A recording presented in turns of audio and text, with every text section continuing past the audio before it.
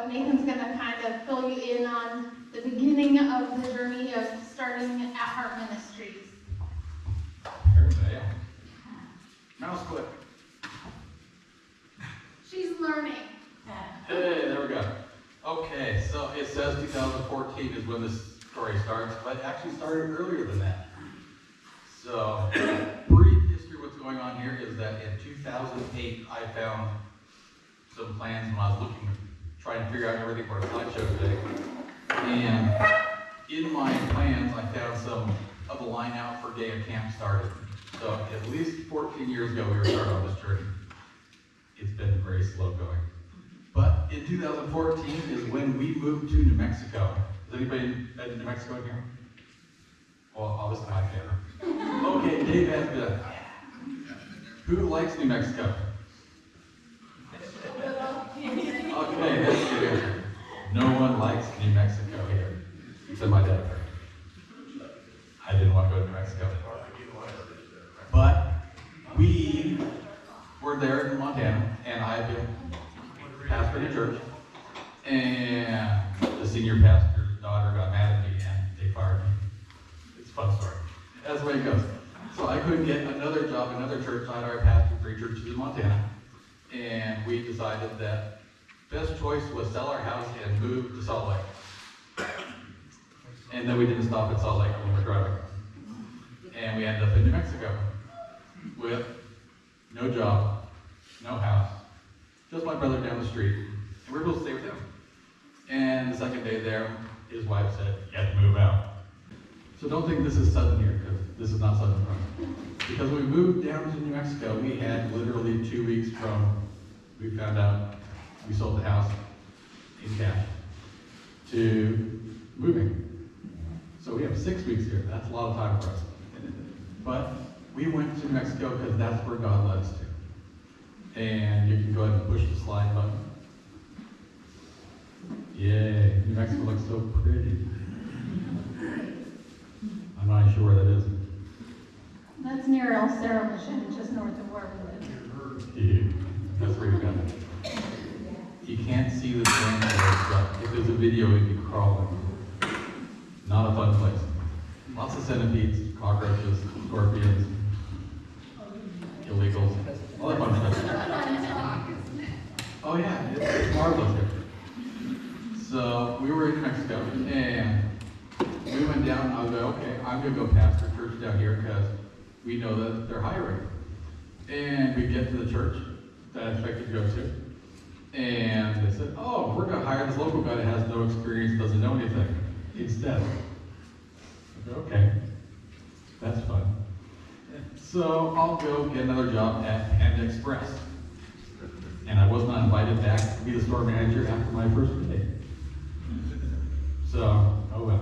Obviously it wasn't for my cooking because I cooked just fine. But they didn't like me for some reason, so I got a job being a janitor. Who likes doing that? Anybody? Okay, has anyone been a janitor else than Bunny? Oh, lots of people. So you know my opinion. And how many of you have ever found a 14-inch centipede while cleaning a house? What? Well, that's sad.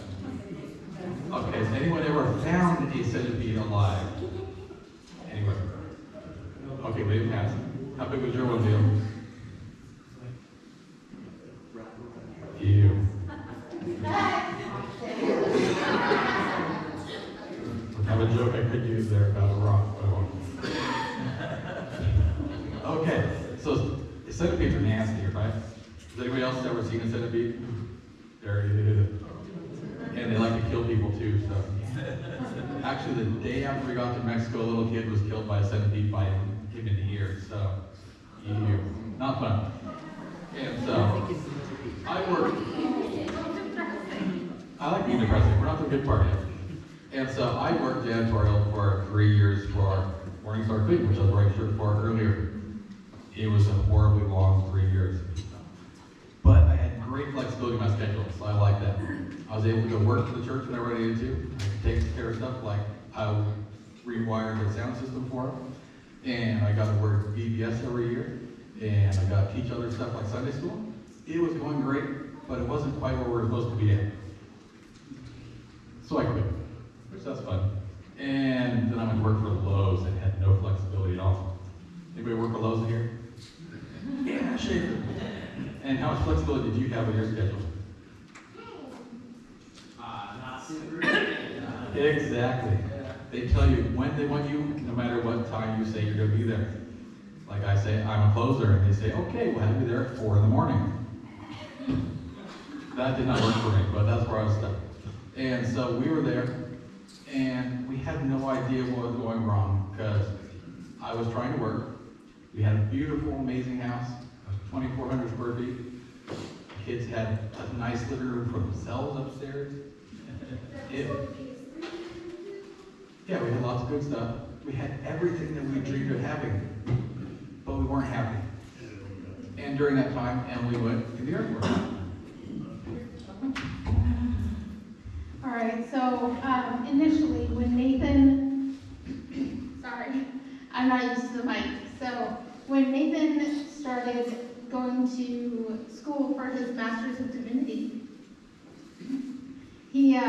the intention was we felt God was leading us to go serve in the military. So he was going to be a military chaplain.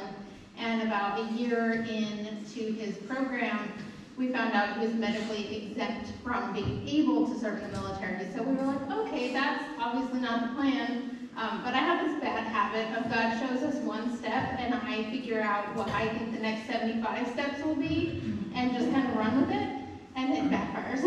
So anyhow, as we're in New Mexico, we kind of decided, well, maybe if I went into the military, we could still serve the military people, you know, families and things like that, and still have that connection that we thought we were supposed to have.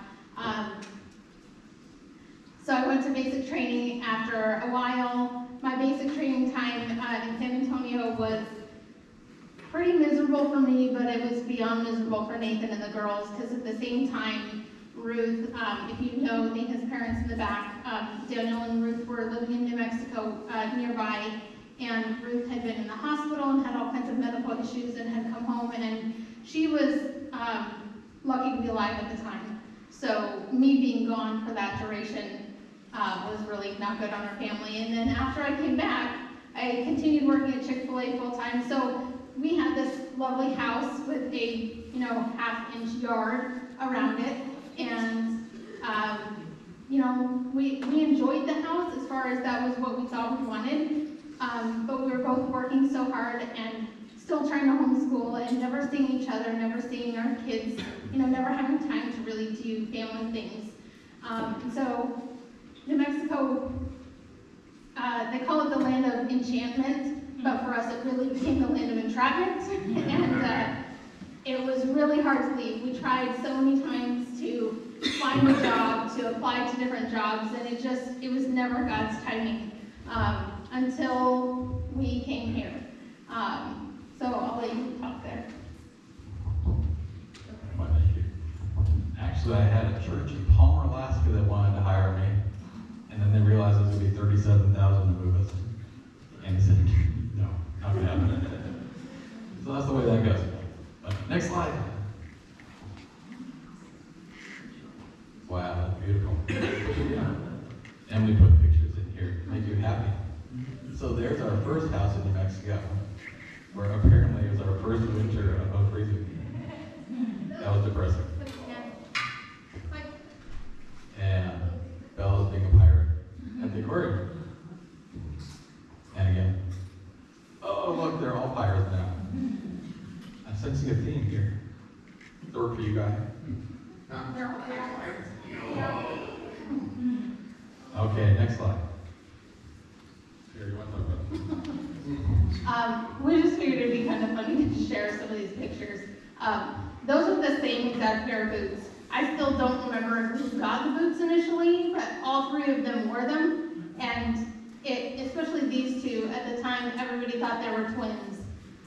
So they got to the point of when people would say, oh, are you? And they're like, no, we're 19 months apart. So they just memorized it so they could tell people. But the boots bounced around to everybody. And we still have the giant stuffed animal, which we're at a yard sale next week, and I was kind of expecting that it was going to be there, but apparently it's going back to Montana.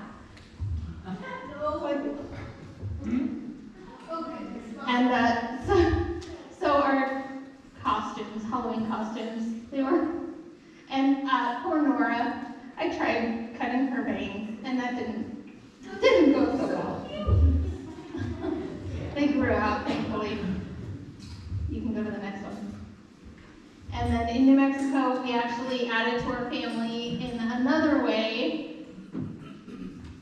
Yep, there it goes. Okay, so we had 2 dogs when we went to New Mexico. We came up here with 4. So only 2 of those came with us, but you can click again. Okay, so you think 4 is a lot. We actually had 6, and my dad didn't know that, so. Yay! We had 2 more dogs that he didn't know about.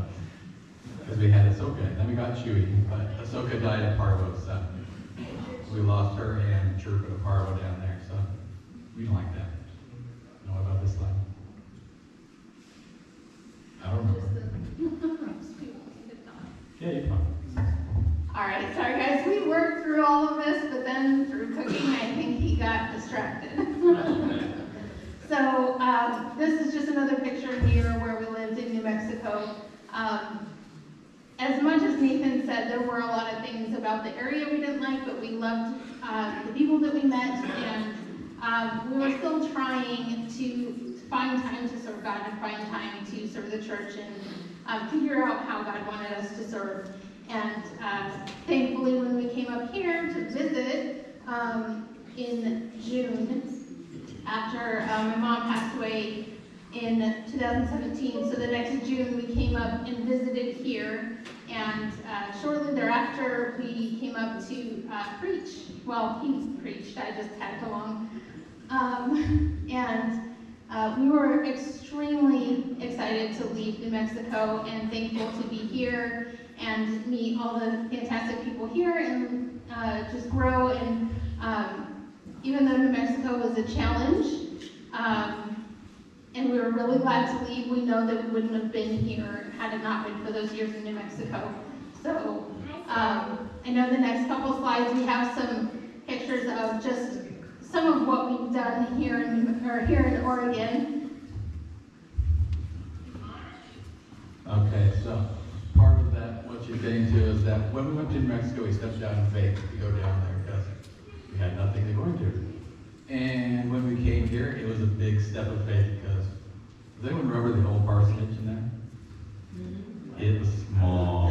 Yeah, Shafin lived there, and it was still small. Especially compared to our house that we had in New Mexico that I thought was still a little small. But this house was really small, and so our garage was like this high with everything stacked in there because it wouldn't fit in the house. But if you walked in the house, you know we couldn't walk through the house either. So for anyone that was in there a few times.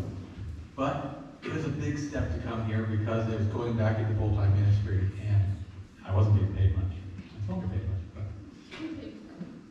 it was enough to pay for our bills, and that's what God wanted for us. We paid off our car here, which I'd never paid a car off before. Has anyone else paid a car off before? Hey, a few people have. That's good. Yeah, but I haven't. You've never paid one off. No. It's just a big step trusting God for what's going to happen, especially when you don't know what's coming.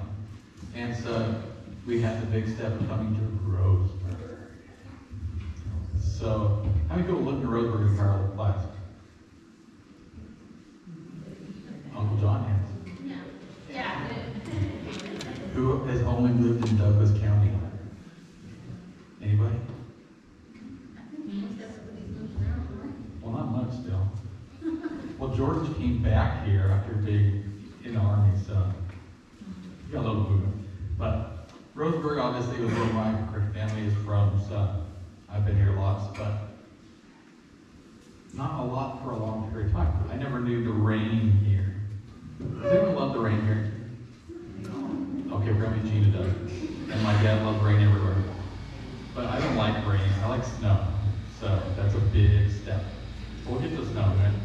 Next slide. You went too far. I fixed it. Okay. I got it. Okay, you're going to be clicking pretty quickly here, Leia. We just wanted to talk about being here in Oregon at Pine Grove. We made all kinds of friends. We started new traditions. We started kind of a mean thing. We make the girls do a Lego puzzle or a Lego set, but only one of them gets to read the directions and give instruction, and everybody else has to put it together. It's not that mean. If you guys get along, it's not mean. So, we made some interesting decisions with the youth group. I believe this was our first lock-in. We were wrapping students. Was this the second? Oh, it was. You're right. Okay, click. And we made some new friends. Can you believe how short he was? Liam, can you stand up? I don't know. I think you were like my height. And now he's 6 foot something.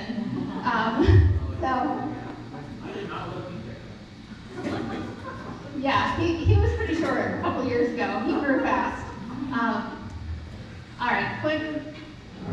And I don't know if you can tell. Does anybody know who that is wrapped up? It's Amber. Yeah. It's Amber wrapped up. She took her glasses off. But for some reason, maybe it's the light above the bow. I keep thinking like that heavenly music as I see that. Okay, go ahead and click. And we made some other friends. And Katrina had a joke she wanted me to share. So, kind of a pirate theme. So, can anyone tell me what a pirate's favorite letter is? R. You'd think it's the R, but it's the C that they love. See? Katrina, does anyone in here know Katrina? Yeah. So Katrina she came to Awana as a kid, went through all of that program and went through and graduated a couple years ago through the youth, or with the youth. And she was in a picture, a couple pictures back. She just had a lot of funny jokes. So go ahead and click. I don't remember what I was going to say about this, but I thought it was a fun picture. So there's the Mad Hatter. Click. And again.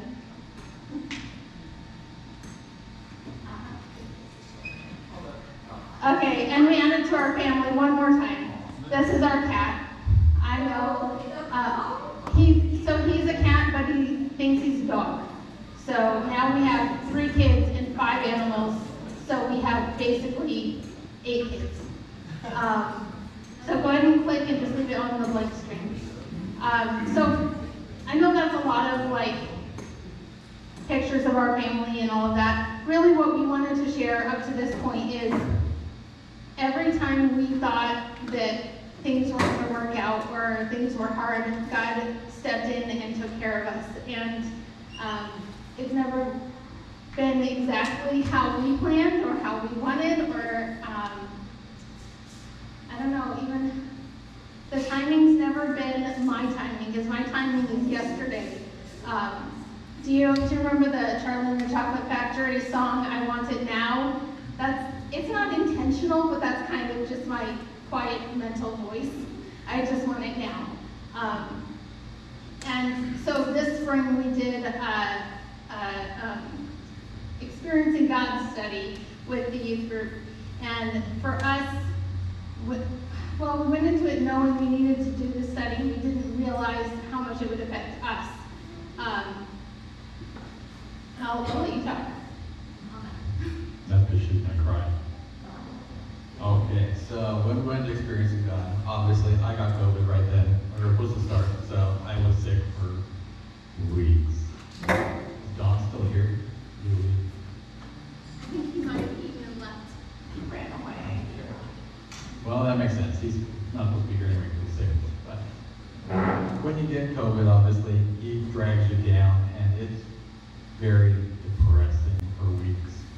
And I've been having issues for most of 5 months now, so I understand when other people had issues with it. But we started experiencing God, and we weren't expecting for us to experience God through it. We were just going to expect the kids to learn. We were asked, how can I know God better? Back in November. We were going, okay, experience God. Woo-hoo. That's the way it goes. That's a good way to learn. But then you get to the point where Blackaby says in the study, what do you think about God? How are you going to react when he asks you to do something? What if God says, it's time to move, and you don't want to? God says, it's time to leave your family.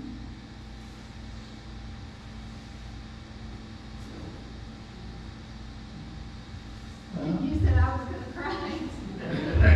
You're about to. Awesome. Besides, they see me crying now. Anyway, if you want God to do big things, you have to be willing to step out and do your part. And one of the big things is going someplace where you don't have a house to live in, where you don't have income.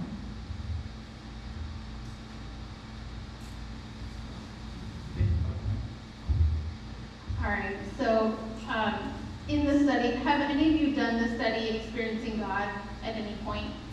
Yeah. So I had never done it. He had when he was younger.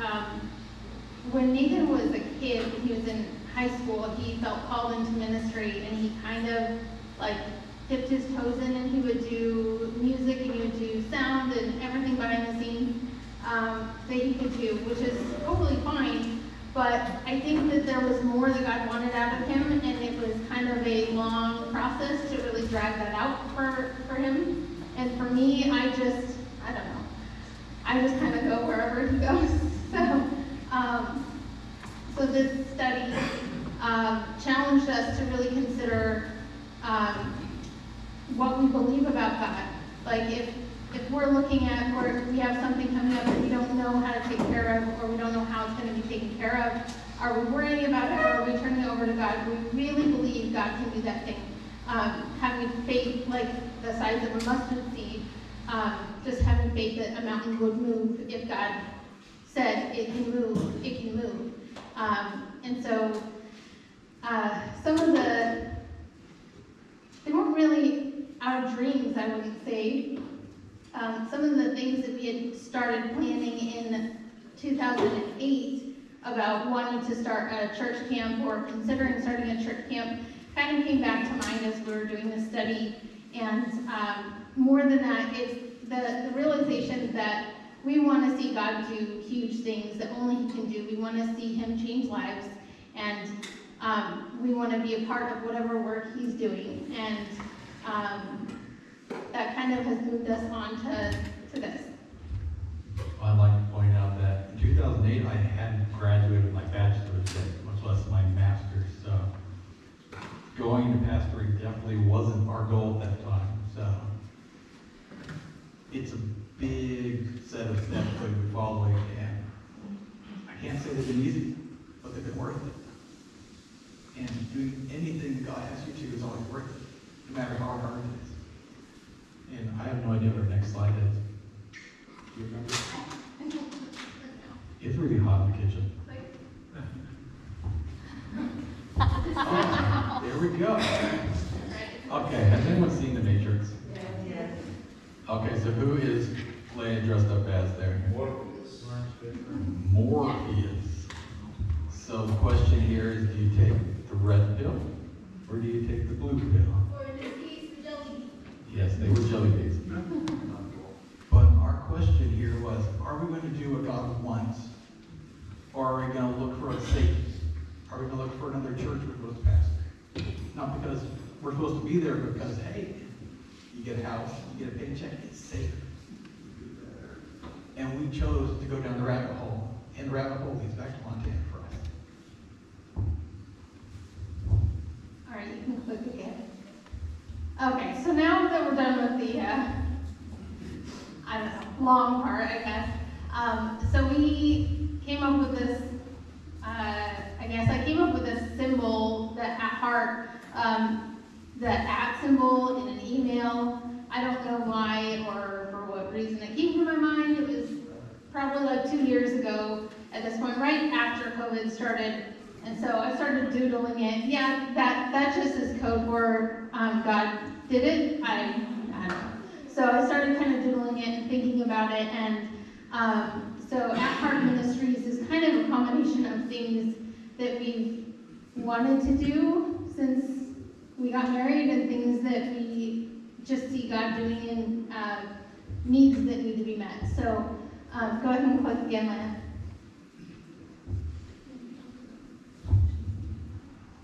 Okay, so I'm talking about our mission statement apparently. I'm going to read it. And it says, as it is demonstrated throughout the Gospels, the best way to build a meaningful relationship is to meet physical needs, thereby creating opportunities and opening hearts to hear the gospel.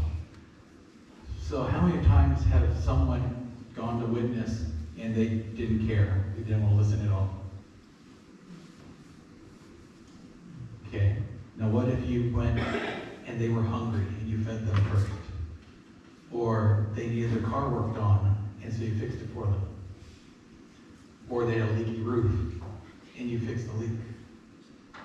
When you meet people's needs, they're willing to listen. How many times does it show Jesus in the Bible that he goes, he doesn't say, hey, you want to become a Christian, go to heaven? He says, no, let me heal you of your malady. You're a leper, let me fix you. You can't see, let me help you see. Let me help you walk because you're lame. No, I can't do miracles like that. But I can fix a leaky roof. I can install a dryer bed hose. I can go in and I can fix a ramp for someone who needs a wheelchair ramp. And through those things, we can reach people's hearts in a way that's not necessarily possible preaching or having a youth group. Because I've worked hard to build relationships with kids here, like Leah. But there's only so much I'm going to be able to do for the adults. Obviously, I have some people that help quite a bit, like George, Roxanne, and the friendships mean a lot. But there are Christians. What about the world that needs to be impacted? You go to the next one. And you can click again. So the question here is, what do we believe? And I just stepped up, Kate. You push it again? No. Oh, never mind. She fixed it that way. Okay, so our basic understanding here is that God did not make us be robots, but rather he wants us to choose to give him our hearts, our service, our love, and our adoration. Because if God wanted a robot, he would have made us those. But he gave us free will to choose to come to him. And because of that, God wants us to be all in and give everything we have for him. He doesn't want us just to give part of our lives, to be there one day a week, to sit in a pew, to just say, hey, I'm checking out the box. He is called for us to have him as our first and foremost thought in everything we do. God gives us all these blessings. We need to give them back to him. Like this food. Does anyone enjoy the food today? Yeah. Okay, obviously, food's expensive today, but it's a blessing to be able to cook it for you guys. And a blessing if you take some with you also. But that's a small blessing that I can give to you guys. I've been trying for most of 4 years to give you my service. And now it's time for us to move on. But it's just so we can give the service to other people that need it as well.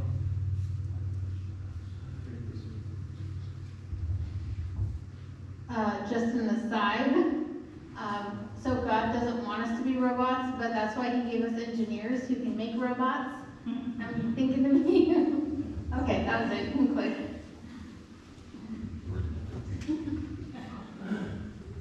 Okay, so the first program we're going to be starting with is Building for the Kingdom, is what we decided to name it. And this is our construction company. And so, like it says, Lord willing, the program is going to provide funding and manpower to churches, and we'll be partnering with other contractors to get stuff done. Because how many people have ever lived in a rural area here and tried to get a contractor to come over? Or tried to get a contractor to come finish their house for them for several years? Yes, I'm talking about Mary. This is problems that exist with the world today because they're focused on money. What if we can reduce the money issue for contractors so they can just work, so they can help people? That's what we're trying to do, is make it so contractors can serve people to draw them to Christ. Because obviously contractors need to make money and can't do everything for free. But what if we can pay for part of the work, pay for the labor, or pay for materials? And that opens up to do more work to draw people to Christ. You can click the next one. Okay, so Emily really wants stuck on this one. Is that we're going to have a summer building tour, which that's why we have to leave when we do, is because anyone who's been to Montana knows summer doesn't last long. So if we're going to build in the summer, we have to build soon. I'm being waved at by my dad. Yeah, we'll get to the snow in Lincoln. Yeah, that's going to come later. And so the big thing here is, obviously, we want to help people. And we want to help churches, but we want to help the people in the communities around the churches that can't get the help they need with building stuff. Because by meeting their needs, we'll be able to witness to them. You can go to click. And so for our summer building tour that we're talking about, it says, I think there, yeah, we have 7 different towns set up already that we're going to be going to in Montana. Bless you. And so while we're there, we don't honestly know we're going to do it all of them. Just we know, like, I'm going to be fixing a roof for one church. I'm going to be building a wheelchair ramp for another church. And then helping with remodel of something. I don't know what. But God has it in control right now. But our big goal is we're going to go and spend a week in each one of these towns. And then for the Saturday, we're going to have some sort of barbecue or a potluck or something to bring the community together so that we can witness to them and show them what the church is supposed to be about. To show them that God loves everyone and He wants to draw them to Himself so they become Christians. You can go to click it. I forgot this slide.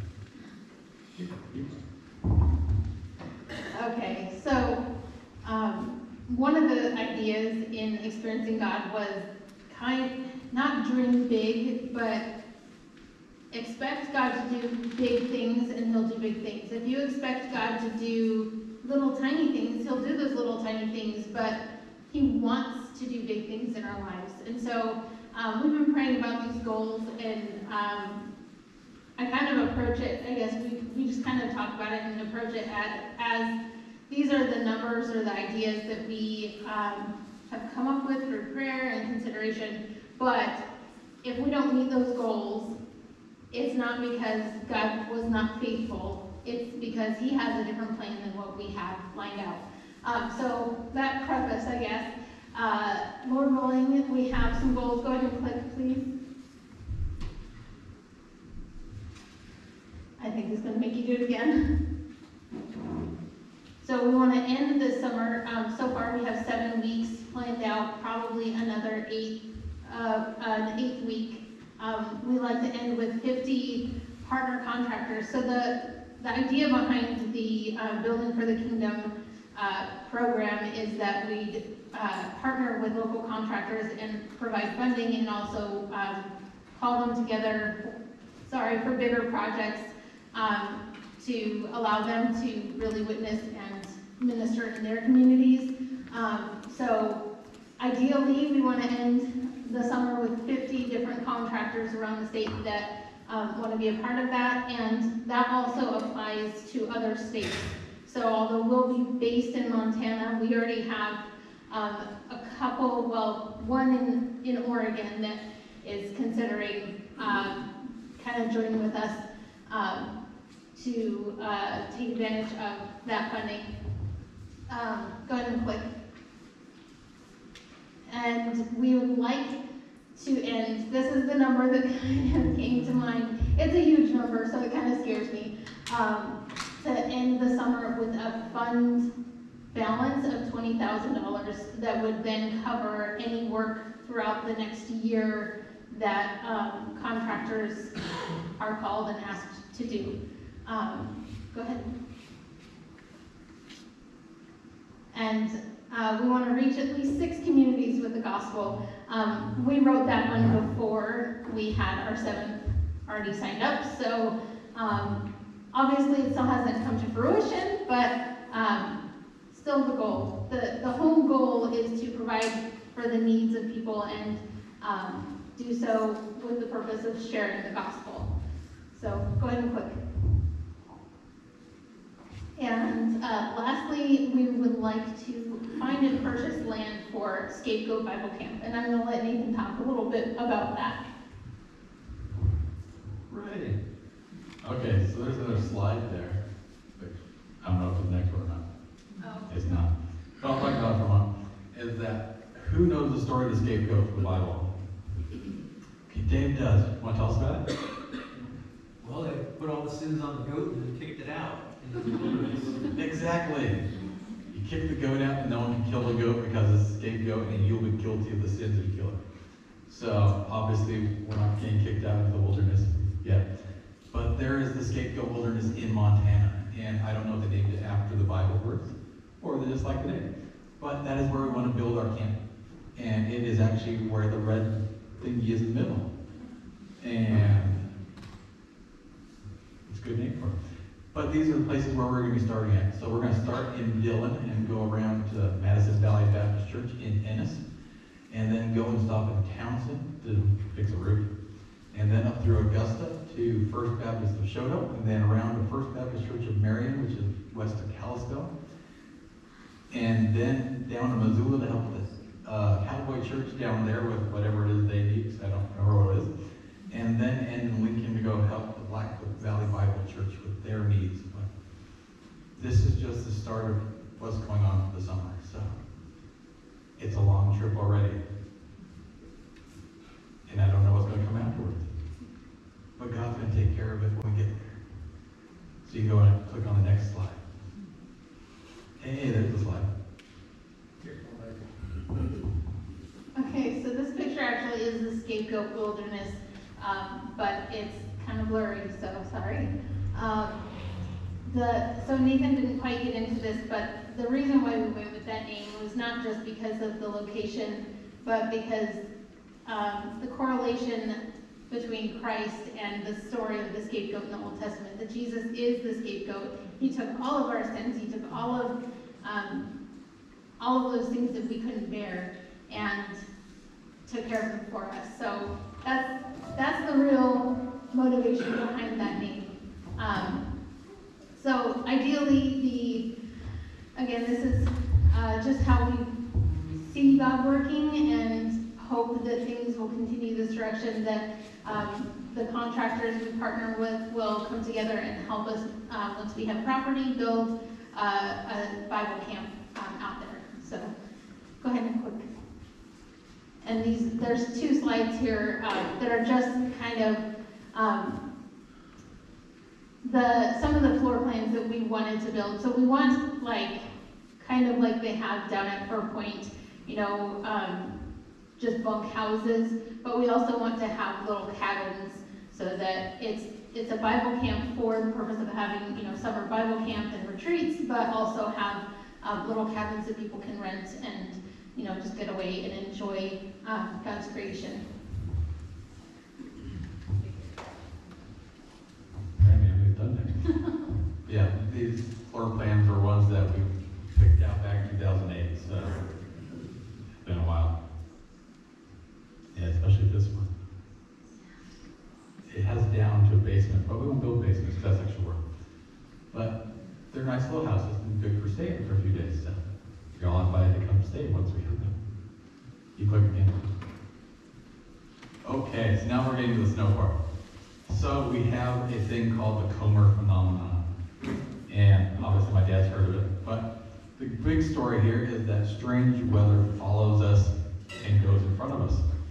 So in 2014, big thing is, go push button, it's an avalanche in Missoula.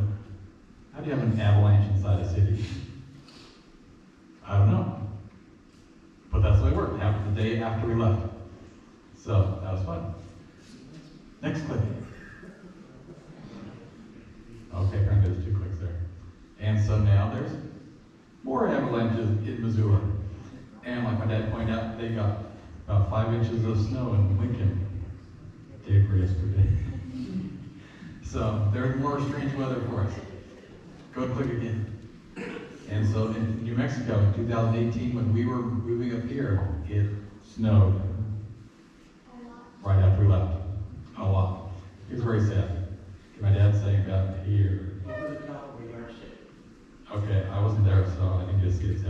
but it snowed a lot. And that's actually looking at Albert Gate there. Go and click again. And then we have Snowmageddon.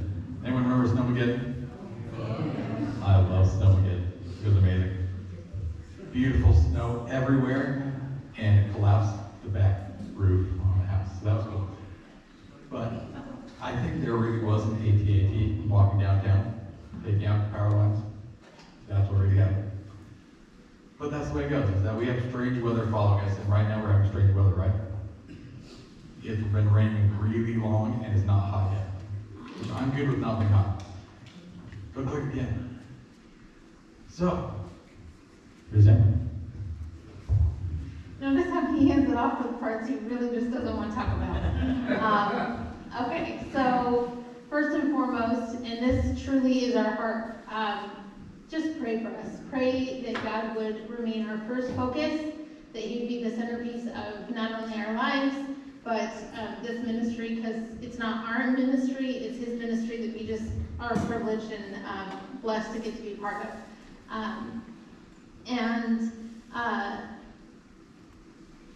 I just had the note there, sorry, I'm trying to read like up on the wall. Seek first the kingdom of God.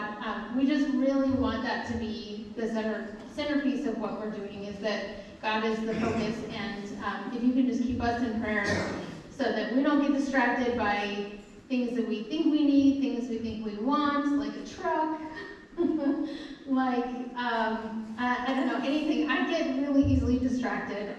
Any of the ladies at Ladies Bible Study will know rabbit trails are my friend. Yeah, go ahead and click. Okay, secondly, partially with everything this spring, we began 2 YouTube channels. Nathan's doing one with the hope for that to provide funding for just for our family and income that way. It's a video game channel, so if you like video games, especially older ones, that one is something to check out. But specifically for At Heart Ministries, we have a YouTube channel. This will actually be posted onto hopefully tomorrow. But we're, well, yeah, without the ums, I apologize. That's my comfort word. So, all right, yeah, I'm sure you all can read that better than I can from down here. So if you feel so inclined to follow along with us on YouTube, that actually helps provide income through that means as well. So go ahead and click, please. And again. Thirdly, financial support, Patreon or directly will go a long way if you feel led to support us. One of the things in, stop standing behind me. One of the things in the study that we did this spring was creating an opportunity for people to serve God in either action or in supporting financially. So we just wanted to specifically say, whatever money we need for that $20,000 at the end of the summer, or all of the gas and all of the stuff that we're doing this summer, is 100% in God's ballpark. So we wanted you all to come here to join us tonight for good food and to do our best to get through sharing this this story with you, and just have your support and your encouragement and your prayers. So if God leads you to give, then that is between you and God, and we trust Him to provide everything that we need, and we're just thankful that we get to share it with you. So go ahead and click. Yes, and that you came. And that's pretty much what I just rambled about, sorry.